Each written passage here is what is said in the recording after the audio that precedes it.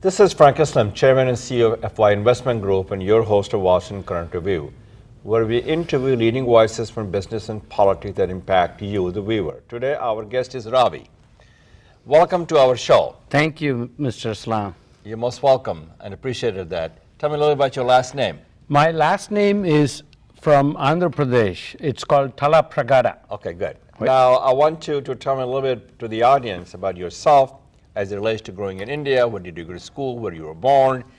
And the most interesting part that I want you to talk to us, to the audience, is comparative religion and Hindu philosophies. Absolutely. What is that? Absolutely. Okay. First, a little bit of introduction about myself. My name is Ravi Tallapragada. I was born and brought up in Madras, which is now called Chennai in Tamil Nadu. My background, my parents are from Andhra Pradesh, but my dad settled in Madras as an engineer, studying there in the college there. And I was born there. Now, I was born at a period where in the 60s, early 60s, the agitations against Hindi as a language, as being imposed in the South, there was a pushback. So I did not get an opportunity to study Hindi. I'm the only member in my large family who was caught up in that. So therefore, I did not get that, but rather, I got the opportunity to study Tamil. Mm-hmm. And that one actually introduced me to an enormous amount of literature and information and poetry that relates both the Hindu philosophy and the worship of Shiva as a primary deity into my knowledge base. And when I started reading that and comparing it to all the traditions we have at home, it brought about differences and similarities. The other part was I also went to a Catholic school. I went to Catholic school for 12 years. So I had complete exposure to Christianity in the Catholic tradition. So there was more catechism in me coming out of that school than even Catholics would have in terms of their view of life and their faith traditions. And the teachers I had essentially Catholic teachers who taught me Hinduism, because they had to teach that by laying aside whatever they had as their own faith and teach what was in there in the poetry and in the literature. Similarly, I had Hindu teachers who had to teach us the equivalent of catechism, which is the Christian tradition, in our curriculum. So that got me interested in looking at similarities, and that's where I got started. It also was the case that my father, he was very much into study of these things. So there was a huge amount of literature and books that he had read with notes in it. So as a child, I used to read them too. So that's how I got started. Very good. So tell me a little bit about your life in the United States. How long have you been in the United States? And what brought you to this great nation? Absolutely. Yeah, the U.S. is definitely a great nation. I studied engineering, to close the thing, on my education in India, electrical engineering. And I was in IIM Ahmedabad, which is the Indian Institute of Management at Ahmedabad. I was there for 6 months. And in my engineering, I had already done industrial management, operations research, many of the things that are kind of basics of management. So in my mind, I didn't see anything that I got intense attraction to from a knowledge base. And I liked my technology and my engineering, and I wanted to pursue higher education. So you came to the United States as a student? As a student. Where did you go to school? I went to Rutgers in New Jersey. Oh, that's the nicest school. Right. It was a huge, beautiful campus. And I landed actually in the winter session because I was there in Ahmedabad until about November, December. So how do you transition your life from American culture to a culture which you should be very proud of, this Indian culture? Absolutely, and I'm proud of both the cultures, because there's a strange, curious thing that happened in the school system that I went to in India. In the University of Madras, in the matriculation system, which is the equivalent of higher secondary or SSLC as it is called out there, right?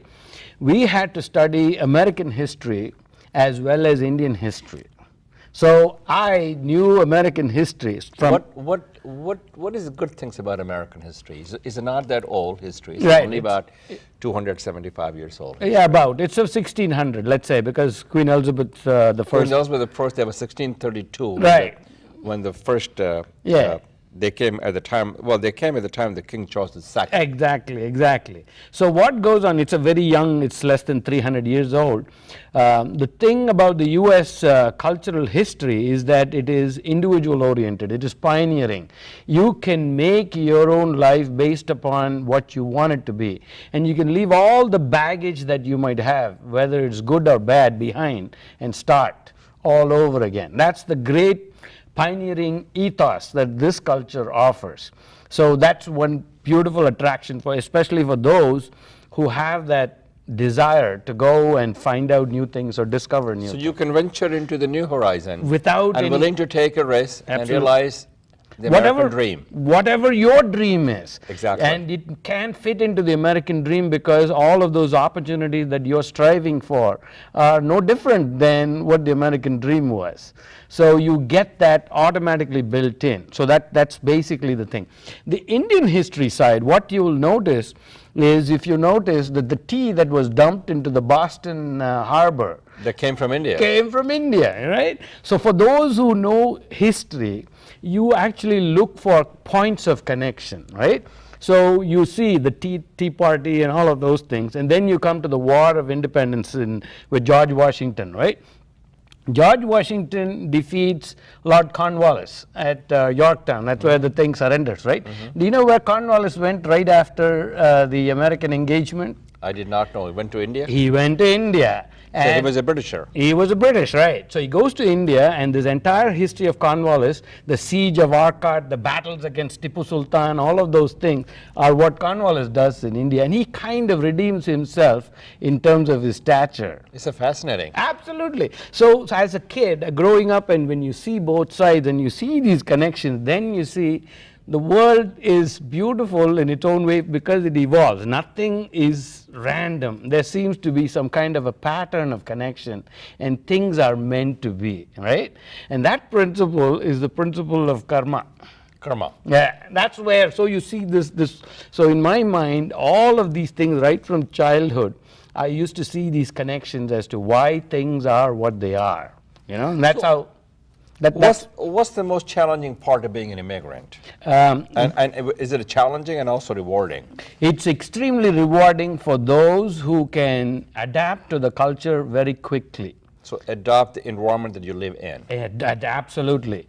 And you must accept things as they are without questioning it. You can still have your values and your ethos behind, because they'll give you your stability and your foundation. However, accept them, because in each one you'll learn new principles and new ways in which you can learn not only about your own culture, but you can also see how your culture can be adapted into offering things into this system out here. So that's the beauty of being an immigrant who kind of knows both sides of the cultural bridge, and you can easily go from one to the other. The biggest challenges that an immigrant can face is if they are unfamiliar with the language. So there's a little. In your case, there was no problem. Absolutely, Because you speak zero. English. Absolutely, there was no issue at all. And also knowing the history part of it, it was very easy to integrate into society, right? So, and that's one. And then obviously having an education helps you, because it gives you a leg up. It empowers people. It empowers. It gives you dignity and respect. Right away, right away. You don't have to struggle in order to get it. You don't have to prove yourself. You're already there.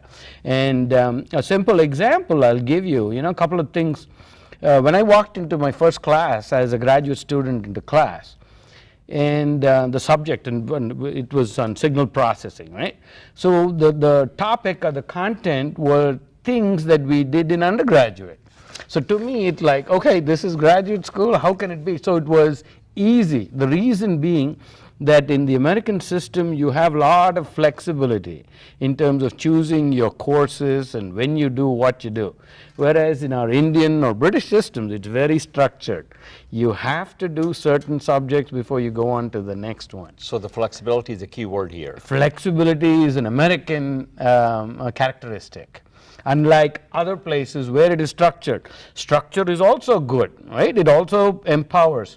But you must know how to use that structure in order to go forward. Whereas this flexibility allows individuals who are risk takers or pioneers to choose what they want to do and go forward. So that's the beauty of the American ethos. Is America still a shining city upon a hill, as John Winthrop said in 1632 on a ship Arabella, and all the eyes are upon them? Yeah, absolutely. I still think that that is still the possible. It has now slipped into the shadow? It does not. See what? Okay, I'll give you my thoughts on Sure. it. Okay, because this has got nothing to do with historians. It's a point of view, right? Now, as societies evolve and civilizations begin to come into contact with each other, that's when you begin to see points of similarity and points of conflict. And what we see today is more of the points of conflict or differences. So therefore, there is this doubt that, is America slipping and so on and so forth. However, look at it differently. Look at the transparency that the American system has in terms of its value systems, in terms of its democratic principles. So whether one agrees or disagrees with it, that transparency allows one to get into the system and engage in a discussion or a dialogue. And that is protected not only by the laws of the country in terms of its fundamental rights and all of those Bill of Rights. So you see the brighter horizon? I always see the brighter horizon, because essentially the ability to have global trade, commerce within a framework of control and governance is a great thing, which only can allow not only economic prosperity but also educational opportunities. And when you get those things combined together and you allow individuals to do critical inquiry, which is to think not only about their faith, their traditions, but also about the others and why they do what they do, it gives individuals an opportunity to have a sincere dialogue. And that's basically what the US offers in a very beautiful, dignified, peaceful way, which many other places in the earth are either afraid to offer for whatever reason that they might have, or just cannot offer because of other basic fundamental issues that they may have in their societies. Well, you mentioned about the religion comparisons and comparative religion, you call them, a Hindu philosophy. Right. And you have been an immigrant for many, many years in this great nation. And the question is, what do we do to train for the new and the younger generations that need to embrace this thing? What's your thought on that? Right. A couple of things which I think that pretty much all faiths should do is there should be an engagement between the parents and the children right from a very young age, because the first teachers of the child are not. You're talking about pre-K education. Absolutely. It starts from the. It starts right at home. Exactly. Starts right at home. So unless the parents themselves. Which lays the firm foundation. Right. It lays a foundation for the child to have a sense of well-being and security. Exactly. Right? And once you get that, then you get, whichever faith tradition you are, you're picking up the rules and engagement and the rituals that are essential to that faith. But what happens in the US is at the age of, say, 12 or so, when the child finishes elementary school and is going on to middle school and to high school, that's when this critical inquiry of who am I kind of thing and how do I relate to this society comes into the minds of children. And when it does, if you look at it, the system of education in the US, and there's no fault of theirs, it does not offer anything that the child can latch on to if they come from a different culture or a different faith. So then each faith tradition now is left with the responsibility of trying to strengthen the child's points of view of their own faith, and that requires, between the age of, in my view, 12 to 15, a way in which either knowledgeable persons or places where the children can congregate. It can be in people's homes for all you care, and have dialogue and discussion about the various tenets and principles of the faith, and to talk about similarities that exist between the so-called Abrahamic faith tradition, the Judaic and Christian and Islamic, and then the other traditions of the East, which Hinduism or the Sanatana Buddhism. Yeah, Sanatana Dharma is the basis, and from which you get the faith offshoots into Hindu, Buddhist, Jain, and all of the other things that all of Asia is flooded with. So you get an opportunity to see common principles that come out. And when you understand those common principles, at least you have a basis not to engage in conflict, but at least to see where there is similarity, and then figure out how to move forward continuously in terms of living a peaceful, harmonious life with each other, and propagate that throughout the world, at least in a living way, in a living... That's a very well said. I'm a strong believer, I'm a firm believer in interfaith dialogue. You came and I came from India, which is a secular country, a country that is a home of Islamic religion, the Hindus and the Buddhists and Jain and Sikh, and Muslims and Hindus lived there for thousands of years. Right. In peace and harmony. Right. As a matter of fact, the Muslims ruled that part of the world for 1,000 years. Now the Muslims confront hostility and open prejudice. Okay.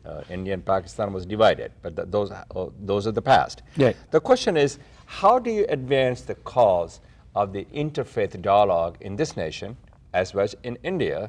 And remember, this country, just like India, was founded on religious freedom. Right.